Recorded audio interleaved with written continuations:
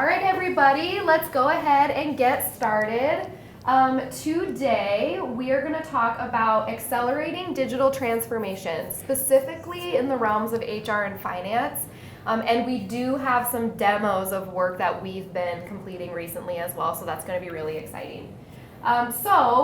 Our vice president here at ATC, Nick Reddin, is going to be the person presenting today. Our partner for RPA, which is Robotic Process Automation, is UiPath. So Nick, with his experience with UiPath, has put together this presentation with them that he's going to present to us today, which is going to be great. So we are very lucky to have Nick here at ATC. He has over 25 years of experience in technology that we're able to take advantage of, so we love that. Thank you, Nick.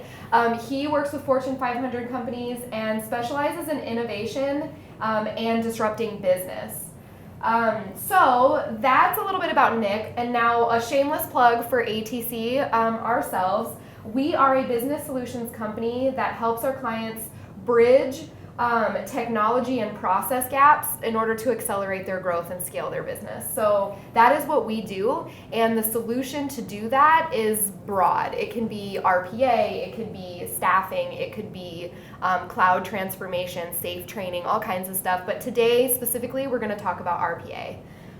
So with that, I'm going to go ahead and hand it over to you, Nick. Great. Thanks a lot, Kelsey. I appreciate it. And thank you, everybody, for attending today. We had a great turnout, so obviously this is a topic that I thought would be interesting to folks, and apparently it is. So I'll walk through the agenda briefly with you. There we go. So we're going to talk about RPA, and one of the reasons we're going to talk about RPA, and it's called Accelerating Digital Transformation, is, as Kelsey said, a lot of what we do here is helping companies with their digital transformation. And RPA kind of sits at the heart of that. And I'm going to make the case for that a little bit as we go through this. But then I'm also going to show a couple different demos, about 3 demos altogether as we go through the presentation. And specifically how RPA can apply to HR. So the 2 segments that I am getting the most interest in companies that I'm meeting with are around finance and around HR. And simply because there's just a lot of processes there and a lot of things that are redundant that can be fixed or sped up or just flat out automated. So that's going to be what we talk about today. This is going to be the agenda, and so we're just going to get going through it. If you have any questions along the way, please feel free to submit those questions, and I'll either try to answer them as we go or we'll answer them towards the end or at the end of the presentation. All right, so are you keeping up with digital transformation? So this is a word that is everywhere, almost to the point that it's kind of lost its meaning in some senses. Not everybody understands what digital transformation means or really what it is. And a lot of companies I've met with have said, yeah, we're doing digital transformation, we're committed to it. But really all they mean is they're just bringing in new types of technology, but they're not doing an end-to-end transformation of their enterprise from a technological standpoint. They're just adding new, what we would call cloud or SaaS-based platforms into the organization. And digital transformation, real digital transformation is much more than that. So everybody faces pressures from all kinds of sources, and all of these sources have a direct impact on the bottom line. Cost containment, meeting the main initiatives set by your board, the existing processes you have in place today all have direct impact on the speed and number of resources needed to maintain operational efficiency. So, does this sound right to you? Which ones would you say are causing you the most issues, right? All the companies I meet with are struggling somewhere within one of these circles, whether it's the customer expectations, because we know customer expectations have changed, especially if you're in retail and you have brick and mortar.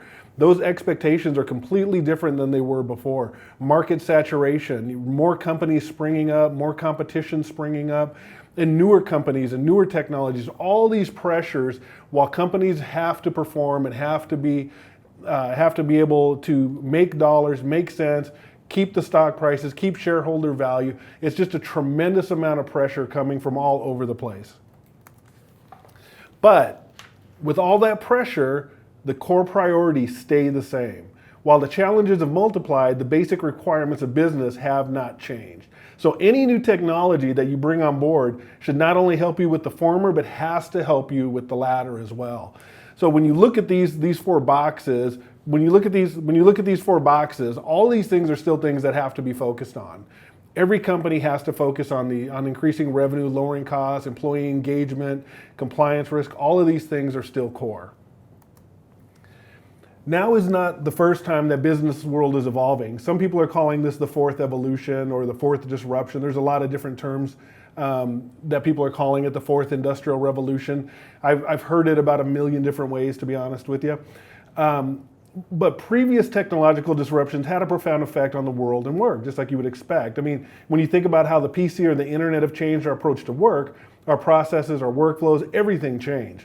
And now we believe that AI, computer vision, cloud, big data, that these things are now converging to create another disruption point. So when you take all this into account, you have to think, what is the world of work going to look like 10 years from now?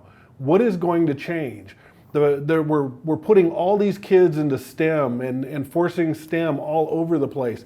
But what if automation, what if the speed of transformation of how programming is done and technological disruption happens doesn't really have the need for them by the time they're actually ready to go to work?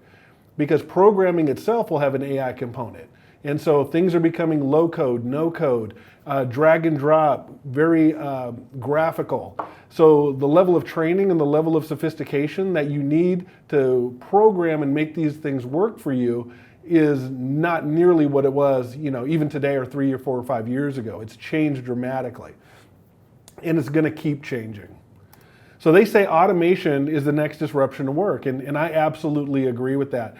Everybody is writing about it, all the top analysts from McKinsey to Gartner, and you'll see a lot of those quotes, just as we go through this. But everybody is writing about it, and everybody is saying it because it's actually happening, and we're seeing it starting slowly, and now we're starting to see it even more at scale, and we're seeing growth within true automation at unbelievable rates, and then at a precedent we've never before experienced. But when you look at this quote from McKinsey, it's very telling. And again, this was back in 2017 before they really, I think, really understood what was going to be happening and how effective robotic process automation in particular would be in speeding up the automation of work. So automate all that's possible. Business processes end to end. Hyper automation, that's the #1 trend on Gartner's list for top 10 strategic technology trends for 2020. So when you look at these boxes on the right and you look at all these things that are in there, the AI skills, the machine learning, process mining, long-running workflows, native integration, advanced analytics, these are things that people are doing every day in some form. And when we look at a workflow, when I go into a company and I talk to them and they ask, can we automate this? Can we automate that? What can we do? What do you need to know in order to understand what this workflow looks like? That's where process mining comes in. Process mining is a program that sits on a computer and basically watches every move that person makes at their desktop in order to understand the workflow. It then recommends what the best automation would be. Now, that said, somebody's job 100% typically can't be automated, but maybe 70% of what they do can be automated, maybe 50%, maybe only 30% of it can be automated. But that's where process mining has really helped speed up adoption and speed up the path to automation by its ability to watch and see, and you let it run for about a month on a lot of different desktops within the same departments, and then you walk away with kind of a heat map, if you will, of the processes that are most apt to be automated and would ultimately seemingly make the most sense. We then work back with the client and with the people doing the work to see if that really makes sense for what they think and for what their job is. So 93% of organizations say that automation kickstarts digital transformation. And I don't think that's being disingenuous. I think that's pretty true. I think from what I've seen when we've started a project like this, especially within the larger organizations, it starts to add a lot more breadth in what they're thinking about when it comes to automation, gets them excited, and then it kicks things up quite a bit because they start to see tangible results. And typically, like any company, they're looking for tangible results within the POCs. They want to make sure that there's going to be ROI. Everybody loves the shiny new thing, but if it doesn't have ROI attached to it, we know it's not going to go very far. But it's bigger than that. When a technology like this emerges and it's so disruptive, it becomes a matter of survival for many companies. We've seen in previous eras and previous massive disruptions that incumbents fall to the wayside because they were outpaced by competitors who adopted those technologies or were born in those technologies. And that's what happened. So you look at that bottom right corner and you have to think to yourself or about your company, what's going to keep us out of that era? How can I begin our automation journey using a bot? It's kind of funny when you look at Blockbuster or taxis, and while taxis are still around, they're not nearly thriving as they were, of course. But Blockbuster's gone by the wayside so much that when my kids watch Captain Marvel and she flies into the Blockbuster, they had no idea what it was. I had to explain to them what a Blockbuster was. And that's how much things have changed, and that's also how much things have forgotten. And when you look at businesses that have started, it's hard enough to stay in business. From 1994 to today, of the 595,000 businesses that were started in 1994, only 16% of those businesses are still in business today. And they're being replaced or they're going away. And a lot of it stems from not understanding the competitive landscape. A lot of it stems from fear of implementing technology they don't understand or aren't sure they can afford or don't know that it's really going to change things. And Microsoft is an unfortunate example of that. Early on, when Bill Gates completely disregarded the internet, and it's taken them, took them years to catch up, to get a foothold, and to really take advantage of the position that they had. And unfortunately, they lost a lot of ground along the way. So fear can be a great motivator, either to do something, but fear can also be a motivator to just sit, stay stagnant, and then ultimately get passed by your competitors. And that's something that today, with the speed of transformation and the speed of transition with technology, companies need to be paying attention to and be very aware of. RPA robots are capable of mimicking, just about many, if not most, human user interaction. So they can log into applications, they can move files and folders, they can copy and paste data, they can fill in forms, they can extract structured and semi-structured data from documents, scrape browsers, and more. Essentially, any high-volume, business rules-driven, repeatable process qualifies for automation. So I'm going to show you a demo right now that's going to walk you through a robot at work. You are about to see a robot performing the following activities. Monitoring a dedicated folder where invoices are saved in PDF format. Reading invoices from that folder one by one. Extracting key information from the invoices. Opening SAP. Filling in invoice details in SAP. Sending email notifications. Please note that the robot will do some activities in the background, such as most of the invoice-related actions, monitoring a folder or checking its email address. Now let's see it working. Right now, it's monitoring a folder where 3 invoices are stored and collecting all the information needed so it can register them one by one. It then asks the tester to introduce the email address where the posting notification will be sent, and also performs basic checks to see if the SAP is open and runs it on its own if not. Logging into SAP using its credentials, it then starts processing the invoices one by one. We can see it filling in data such as vendor code, invoice date, invoice number, invoice amount, invoice description, and GL account, and ends up by filling the payment term. Following that, it registers the remaining 2 invoices in the assigned company code.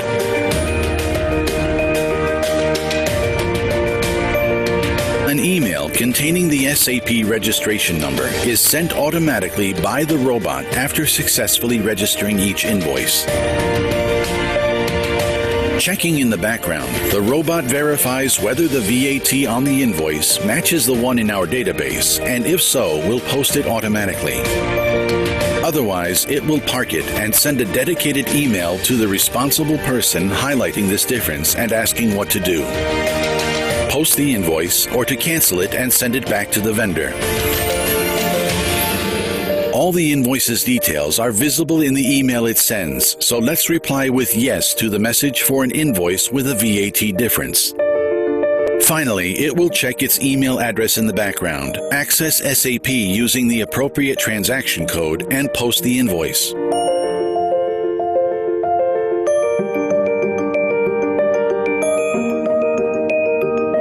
And that's it. The robot has successfully posted the 3 invoices in SAP.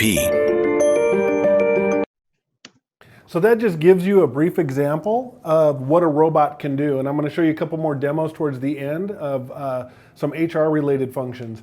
But when you look at that and you see what the robot's able to do, it's pretty powerful, especially if you're running a large finance operation.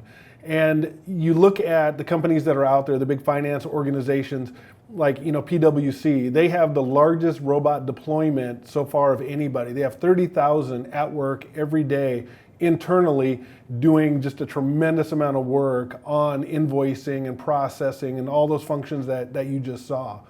And the axiom that I do believe is anything that can be automated will be.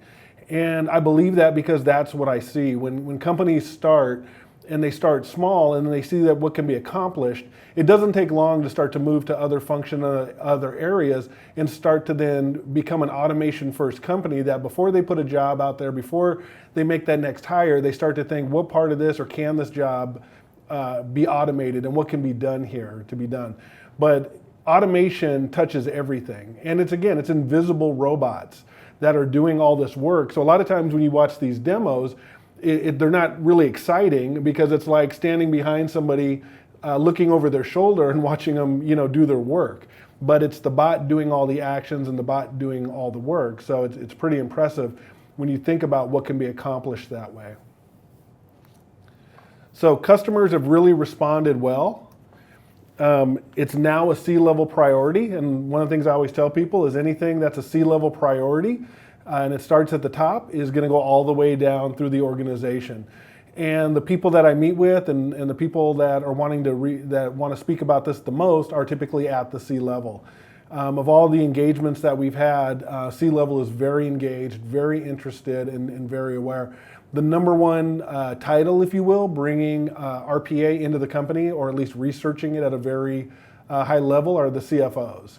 And that may or may not be a surprise. Just again, finance is a great application for it, as well as just wanting to help the company with saving money and being as efficient as humanly possible. And you look at State Auto, and this is a great quote because they've gone from people not even having heard of RPA to being one of the most talked about things in our planning meetings. And time and time again, that's what I see within organizations. Once they get a taste of it, once they start to understand what it can do, once the culture understands it's not there to take their jobs away, but it's there to enhance their work and add to their work, and in some ways act more as an assistant, then they're not fearful of it, and they start to want to take advantage of it and become more engaged with it and more help lead with the best practices, if you will. These are some of the companies that are using it right now, and these are innovative companies that are wanting to take the latest technology and put it to work because of its ability around governance. That's why companies really like it because it's highly governed. It doesn't upset the internal IT infrastructure. It complements it, if anything, and it works alongside. And I'll talk about that a little bit more. But there's about every vertical you can think of as using RPA at some form or at some level. And typically the bigger the company, the more they're wanting to do a POC, to try it out in their organization and start to see what it can ultimately do for them. And I'll talk a little bit about some of these directly in a few minutes. But increasing employee satisfaction, engagement, that's really what it's about. It's taking the robot out of the human. It's about rebooting work. And if I have somebody that is doing the same mundane processes every single day, and I could have them do more high touch, high value work and have a bot do 30% of that person's job, that's going to make that employee a lot happier. That's going to increase satisfaction. That's going to increase employee engagement. But not only that, it also is going to increase customer satisfaction on the other end, whether it's an internal customer or another department or an external customer that they're working with. And so you've got this fast time to value. Typically ROI is achieved anywhere between 9 and 12 months is what we see, as long as, depending on how much a company wants to scale. Disruption and errors are typically become a thing of the past. So we see that fast adoption, and then we follow up with training and helping companies own their bots, so to speak, at the end of the day, to have people internally that can program them, that can work with them, that can fine tune them if a process changes from when it originally started. So as Kelsey said early on, and as you've seen through the presentation, we are a gold partner with UiPath, and it's what they call an enterprise RPA platform, and that's kind of misleading a little bit because it's a platform for everybody. We've implemented smaller companies, medium companies, as well as enterprise companies, so it's able to be used by anybody really. So there's 3 components that make up the platform. You have the studio, which is where you design the work of that's going to be done, and all the workflows, everything that's going to happen takes place within the studio. And then you have the orchestrator, and the orchestrator manages all of the bots and all the work, when they function, when they don't, when they're on, when they're off. It's all of that it does is within the orchestrator. So basically, the orchestrator just, again, like it says, manages, kind of the manager for the robots, and it makes sure that they're doing what they're supposed to be doing. And so bots can run in a multitude of ways, and we'll talk about that a little bit here in just a second. So this is what the UiPath Studio looks like. This is, again, where you're able to design your automation. A lot of it, like I talked about a little bit earlier, it's drag and drop, it's visual. It's not very difficult. If somebody is a really strong Excel power user, they would feel very comfortable after getting training on Studio in order to be able to be very effective in it. I've seen some, again, really strong Excel power users able to start programming robots within 3 to 4 hours. And again, this would be minimal programming, not a huge workflow or anything like that, but they tend to get comfortable really, really quickly. And so it doesn't take a tremendous amount of technical in-house skill in order to do this, or a huge outlay of dollars for salary either. So these are the robots that we have out there, and you're able to run them from a desktop, a data center, in the cloud. So no matter how your company is set up governance-wise or security-wise, there's a lot of ways for the robots to be able to work. But UiPath supports the widest set of back office and front office processes and synchronization, even with legacy systems, and is also, of course, ready for what we would say are future applications. So it supports both straight-through processing, which would be unattended robots, and human in the loop, and that's attended robots, so that they can avoid conflict between human and the mouse, so to speak. So sometimes a process needs human intervention, what we call human in the loop, and so maybe it is an invoicing, and the person at the desk has to kind of take a look at it, so the robot would then pause at that point. The person goes in, reviews it, make sure everything is correct, or whatever task that they have assigned to it, and then they click OK, and then the robot continues the process for the rest of that workflow. So that's where you see what we call attended or attended in tandem. And then UiPath computer vision reads the screen, documents in a human-like manner so that we are able to have more robust automations. And then we think it's the most accurate, fastest automation, especially of like a Citrix-based virtual desktop environment. We've seen that work really, really well. But they're highly efficient, very low memory footprint, so you don't have to get special laptops, special computers. Typically, just any standard desktop that's 2, 3, 4 years old does not have a problem running the bots. And these high density robots deliver multiple on a single server or virtual machine. So again, very, very low footprint, very non-intrusive into a technological environment or into your infrastructure, and then can run really, really clean. And these are some of the ways I was referring to and how they can work together. So humans, we want the humans to focus on high value cognitive or creative work or interacting with people. I know that's what I want from my job. I know with my kids, that's what they want from their jobs, and our employees, that's what they want from their jobs.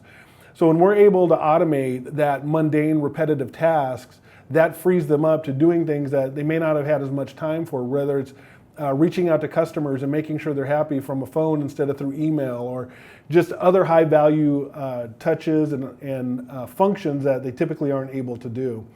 So when you see these attended robots, they're at an employee's workstation, they're triggered by specific events, actions, or command, and then the employee engages within a specific workflow. So you've got a lot of different ways that the bots can interact. Fully unattended is just what it says.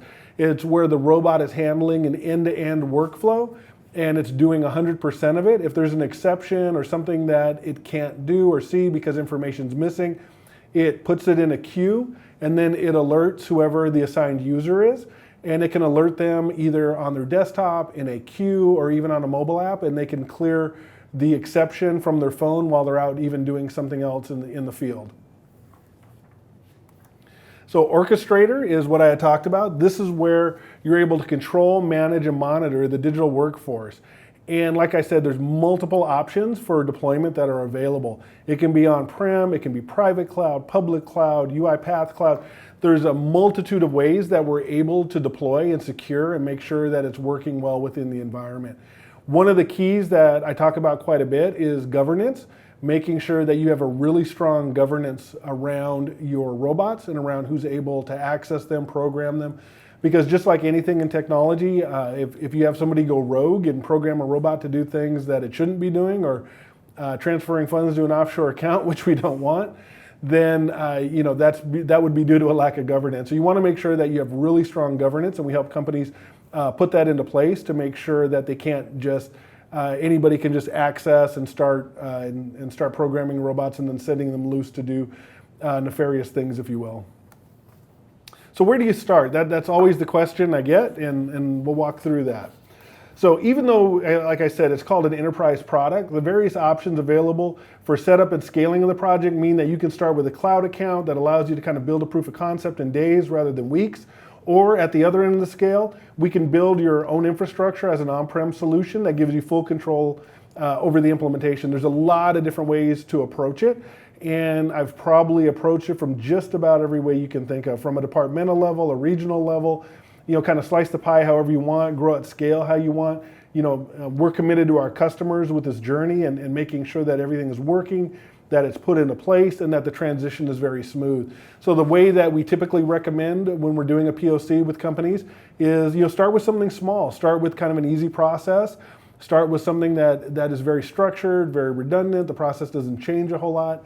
And then let's watch that process run so that you can see how well it's able to work, how well it's able to move through the workflows, and how fast it's able to get things done. And then once we kind of see that and we deploy that, then what we start to see is we start to scale from there. And we might start in one department, so maybe it's the finance department, and then we go to HR, and then there's a multitude. Sometimes it's customer service next, and it just really depends on the company, the organization. But it doesn't take long to start to scale up.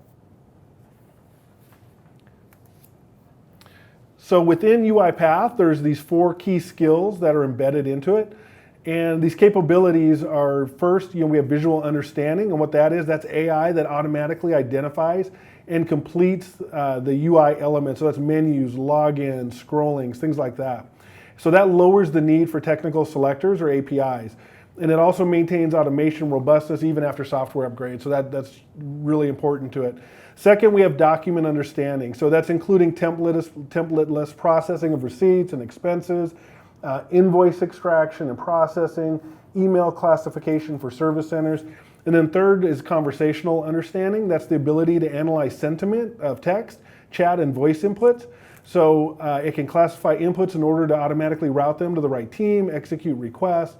So it can work with chatbots, voice assistants, but then even within email, that visual understanding can also understand intent and sentiment within an email. So it knows if somebody's angry based on the wording that's in that email, and then can route that email to the appropriate person or escalate it appropriately. It can also understand an email that just says thank you, and then they know that's an email that really doesn't need to be routed anywhere. And then the fourth, again, is process understanding, where it visually learns from the user behavior. So it observes the interdepartmental patterns and processes, and then it automatically identifies new automations and new efficiency opportunities. So we think that these capabilities really solve the most common and urgent customer needs. So it is where we're focusing, and where I know UiPath is focusing to continue to grow, because between these 4 things, we're really seeing that we're able to meet the customers at whether it be small or at enterprise level. So the technology here, it enables security to get better, faster, and cover more areas than ever before. And that, of course, is something that everybody is concerned with, is really about the security.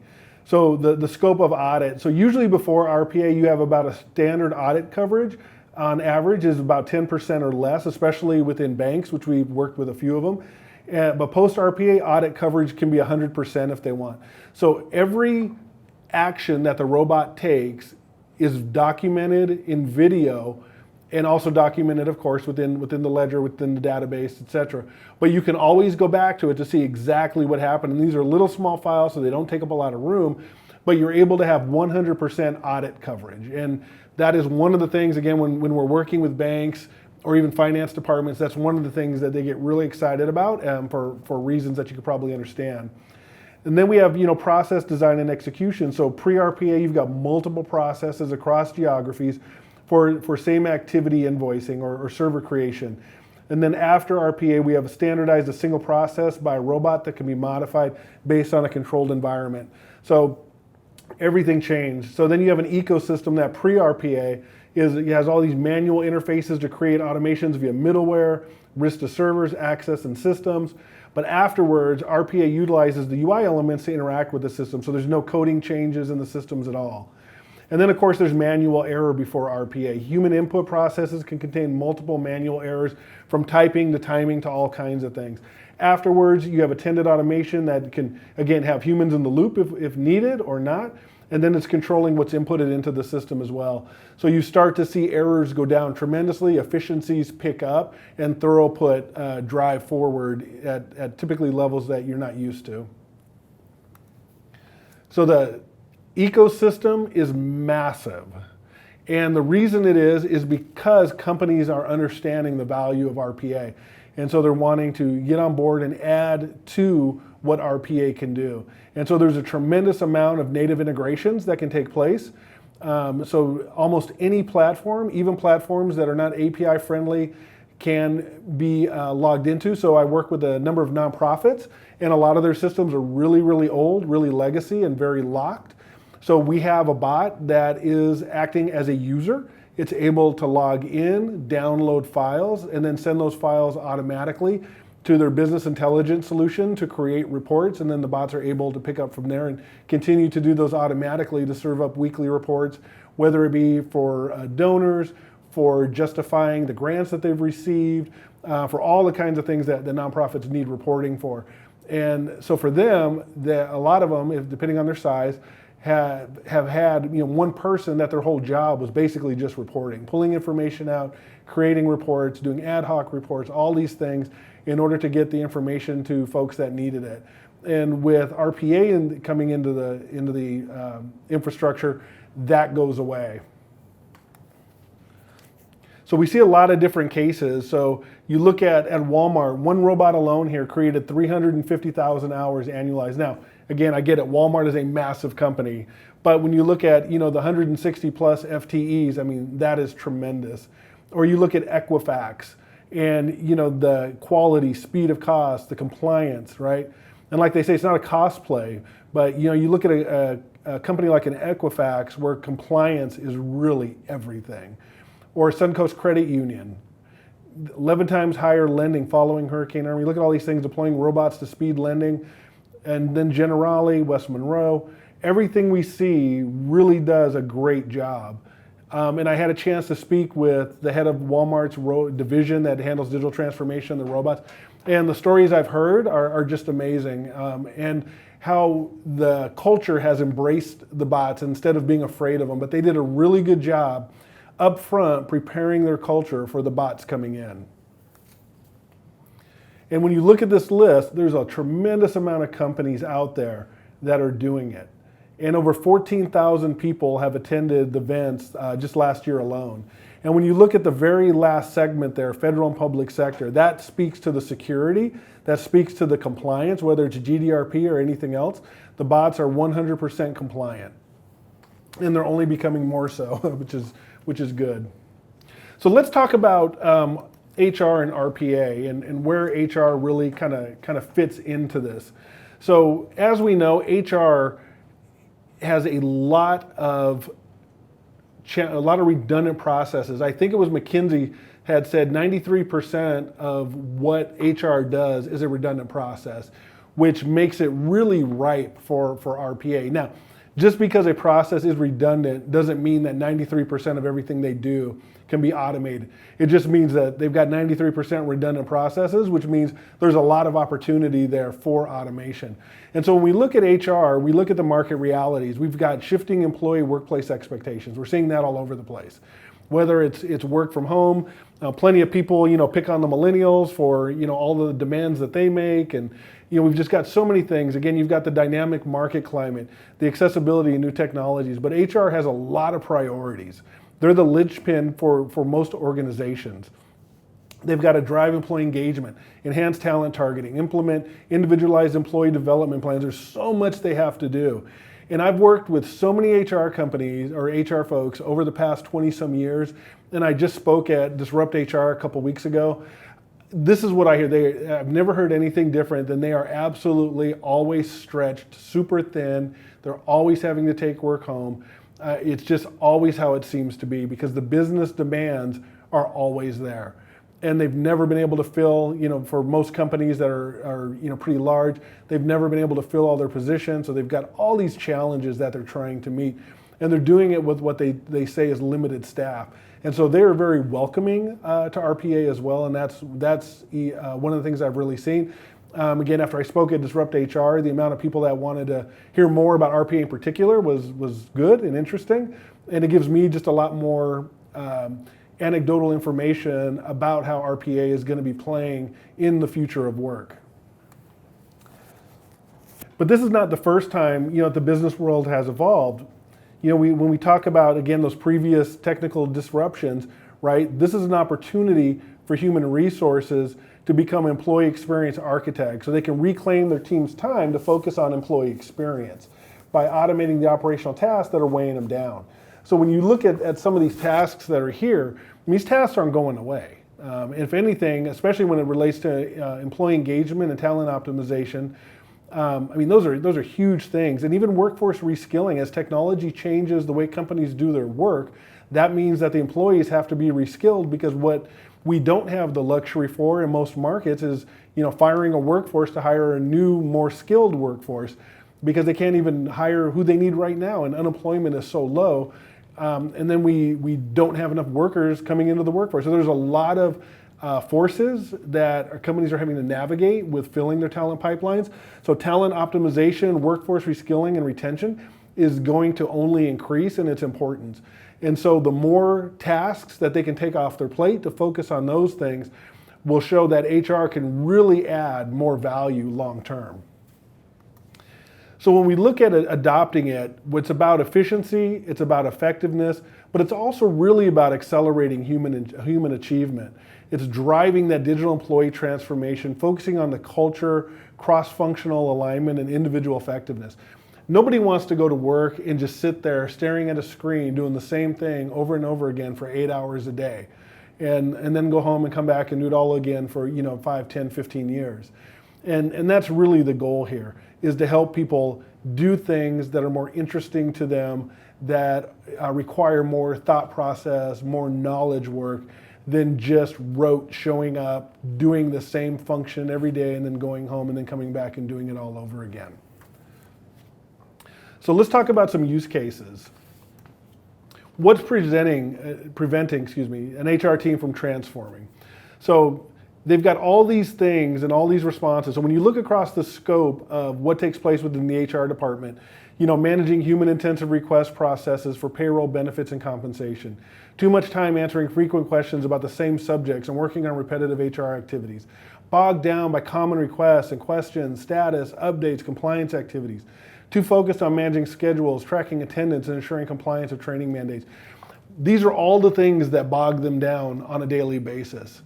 And these are the things that in a proper environment can go away. And it allows them to have what I would call an agile HR operation, where they're now able to spend less time sourcing and assessing candidates and more time meeting qualified candidates and attending talent scouting or recruiting events. And I'm going to show a demo in a minute that's going to walk through what that looks like. Or for the benefits professionals, allows them to focus more on well-being initiatives rather than on health and wellness program administration. And then again, for the employee relations folks, focus on developing programs that prevent issues from happening rather than investigating cases after incidents have occurred. And then with the business partners, participating in business unit unique initiatives they never would have had the luxury to attend before. And then allow the learning and development to people to focus on reskilling the current and future workforces for that digitally transformed enterprise. Every company really struggles with career pathing. They all say they want to do it. They all put out some effort. Very few are really good at following through with it. If you're able to have an agile HR operation, you're able to actually get there and create real workflows and real work paths and career paths for people to be able to follow based on things that they're able to achieve and milestones that are set within the company.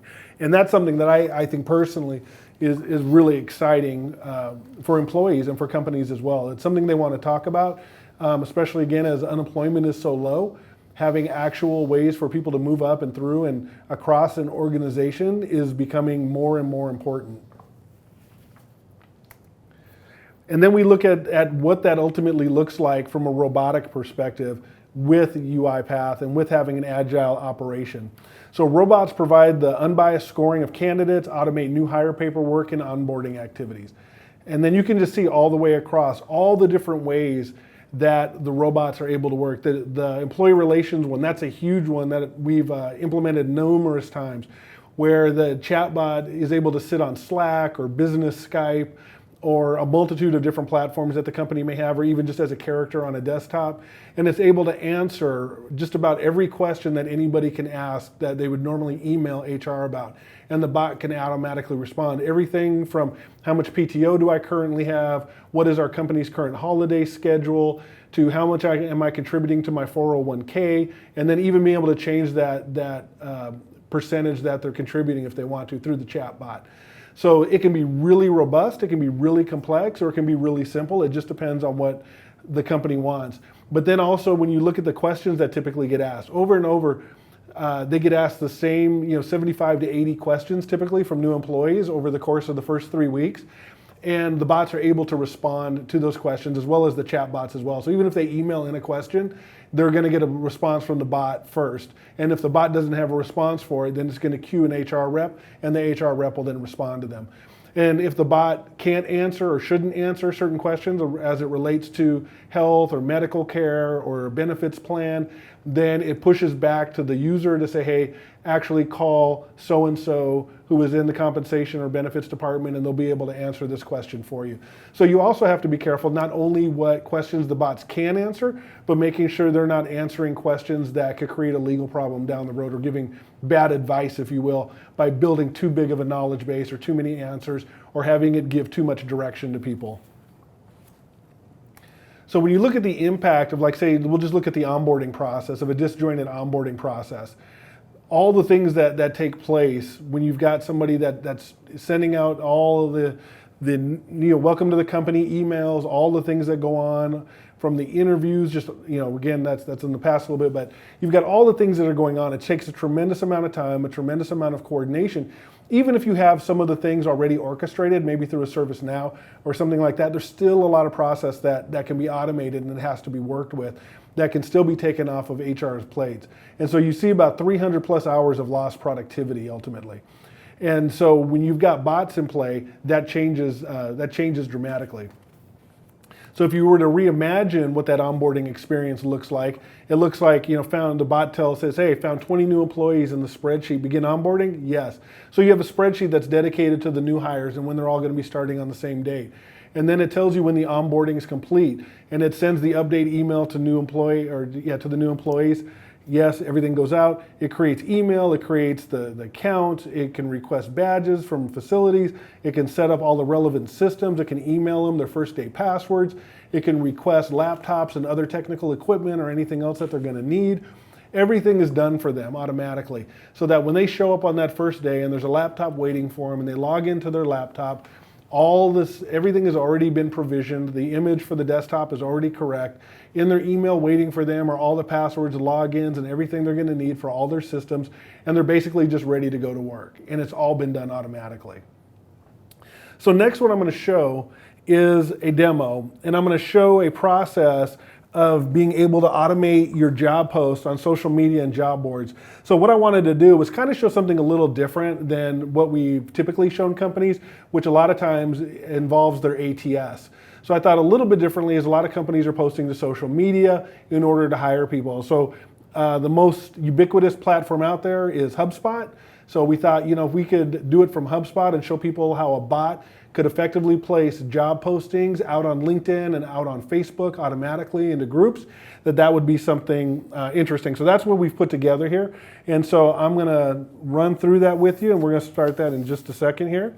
So what you're going to see in this video is there's the studio where the workflow has been designed, and then you're going to see it log into HubSpot.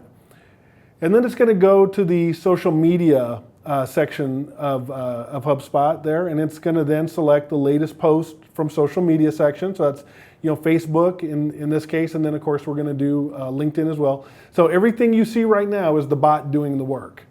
So it's going to select and pick the latest post, like I said. Then it's going to copy the text and image from that post, which is what you see going on right now. It's then logged into Facebook. It's then going to post the job description, the image in the relevant group based on job title.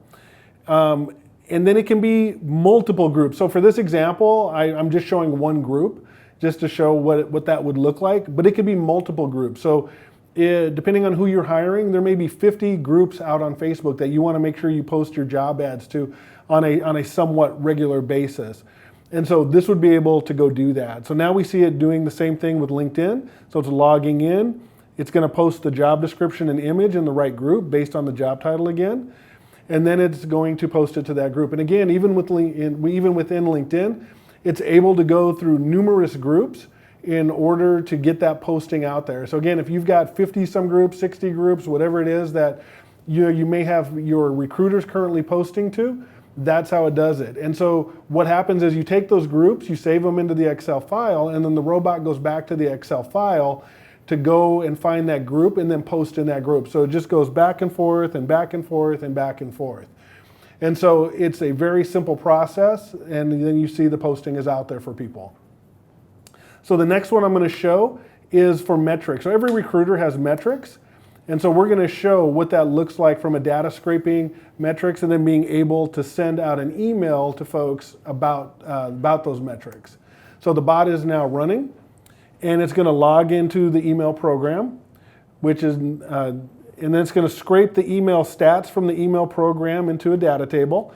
And then it's going to create an Excel file, and it's going to paste that into the data table.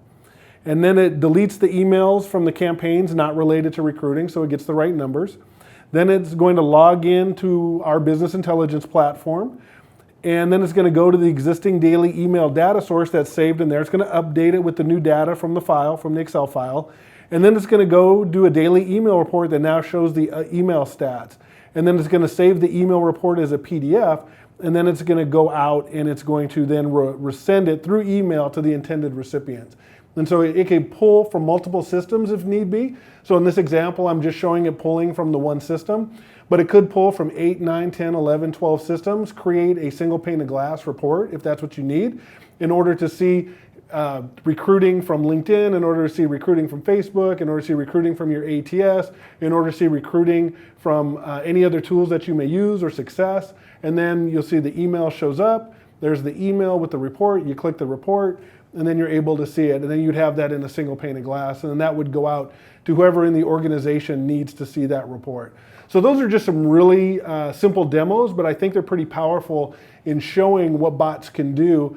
Again, these demos can be expanded to multiple systems inside any environment with any platform, any tool that needs to see these reporting or need to be pulled from. So thank you for attending. If you have any questions, and I'm going to check with Kelsey in just a second here to see if any questions have come across, but if you do, please feel free to submit those. So Kelsey, how are we doing?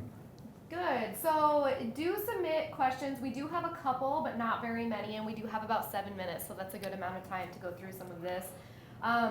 While we're waiting for some more questions to file in, I do want everyone to know that on a monthly basis, on the second Thursday of every month, which is next Thursday, we do an open Q&A forum for ATC, where we invite people to come and join us for a half an hour, and we are just open to any questions that you have, whether it's RPA related, whether you want to learn about SAFe training, or some of the other items that we've touched on today.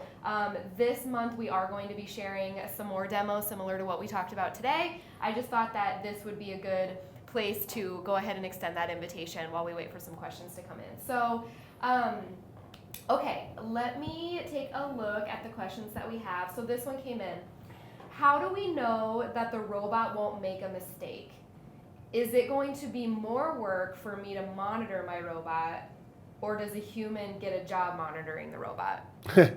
That's a good question. So really it's within the workflow. So when you first do the workflow and you do the design, one of the things we do is we do have the process mining. So we watch to see what exactly is the process that's taking place. And then we do almost a Six Sigma kind of a function to streamline that process to make it as efficient and linear as humanly possible.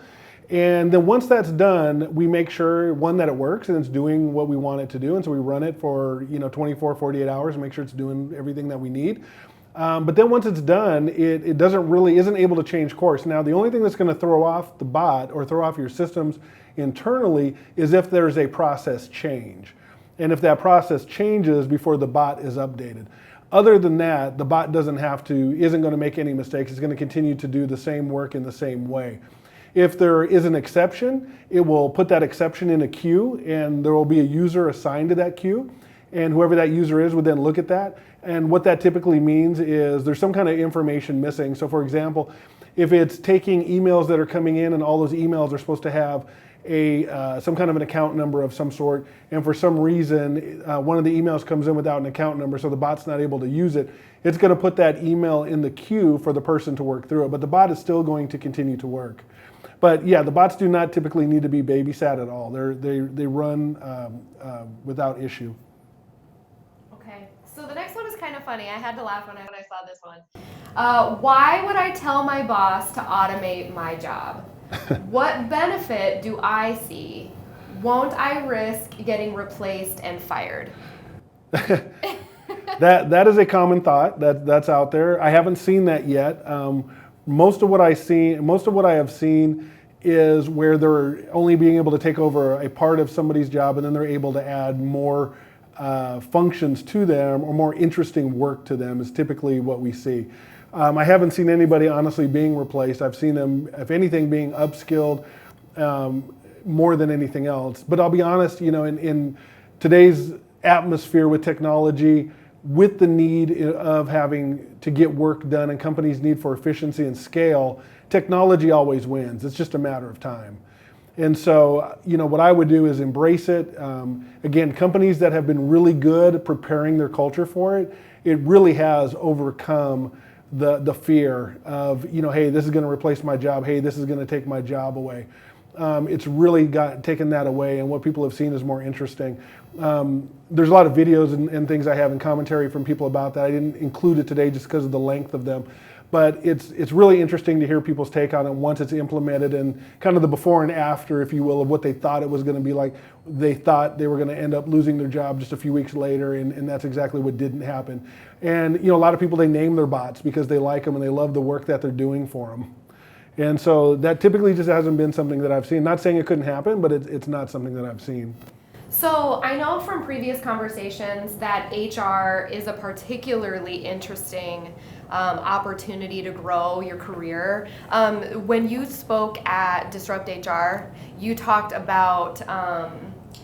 little bit about the new responsibilities that an HR individual could have in the realm of compliance and that kind of thing. Would you share a little bit with our audience today about that? Sure. So with everything that's coming into the companies today, especially around AI and artificial intelligence and machine learning, there is a lack of understanding around the ethics and everything that's behind it, and whether and how that's really going to play within an environment.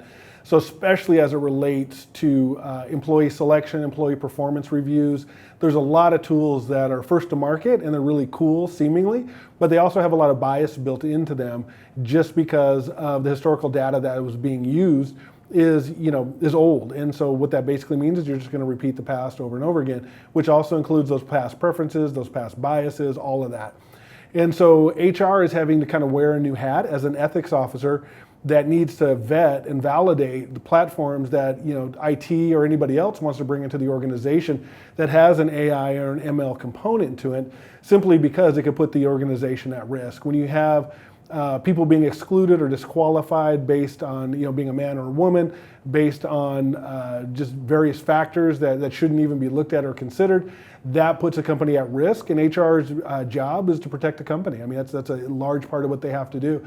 And so as technology changes and that ebbs and flows, HR is going to have to pick up some new responsibilities and some new skills as well in order to be able to vet these platforms. I think that's really interesting. Great. Well, that is all the questions that I had. I'm glad we got a chance to touch on that for HR specifically, because I know we have some HR folks in the crowd today. So yeah, was there anything you wanted to share with the group now as we wrap up? Nope, I appreciate it. If you are interested in RPA, of course, please reach out to us. We'd love to help you, love to talk to you more about it and your particular domain and how it could be useful for you. Great. We will be sending out some resources to you via email. Thank you for signing up with us. And like I said, you're welcome to join our Q&A forum, and we do a webinar once a month, and of course, we would love to have you back. So thank you.